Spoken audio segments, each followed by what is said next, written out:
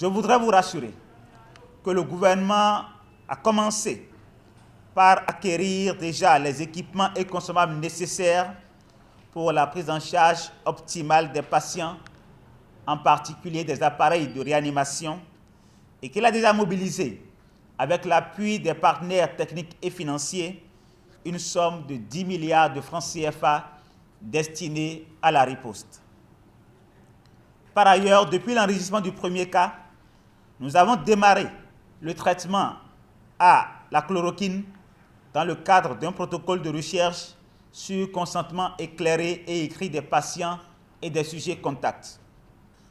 Afin de réduire les risques de contamination, le gouvernement recommande une fois encore à toutes et à tous l'application stricte des 7 mesures clés ci-après. Se laver fréquemment les mains à l'eau et au savon ou avec une solution à base d'alcool. Éviter de cracher ou de se moucher sur le sol.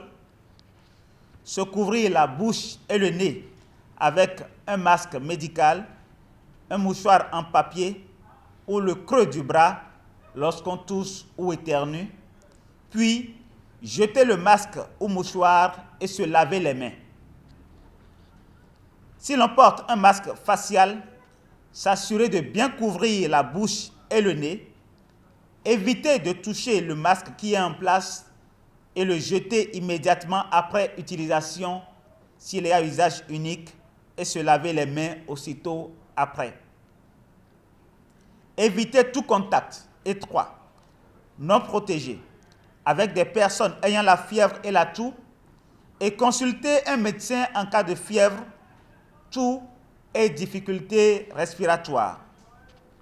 En cas de maladie pendant un voyage, informer le conducteur ou l'équipage, consulter un médecin sans tarder et partager ses antécédents de voyage. Dans les marchés d'animaux vivants, éviter tout contact direct non protégé avec des animaux vivants et les surfaces en contact avec des animaux et bien cuire la viande avant de la consommer. Par ailleurs, j'invite toute personne revenue récemment d'un voyage dans un pays à risque, notamment au cours des 2 dernières semaines, à observer strictement la mesure d'auto-isolement et dans le cas où il présenterait l'un des signes de la maladie, à appeler les numéros 95 36 11 02, 95 36 11 04 du SAMU pour être pris en charge avec diligence. Je sais qu'il y a beaucoup de polémiques actuellement par rapport aux mesures qui ont été prises et que certaines personnes auraient souhaité des mesures beaucoup plus radicales, notamment en ce qui concerne les écoles. Mais lorsqu'on regarde très bien, la propagation de ce virus part d'abord des personnes adultes.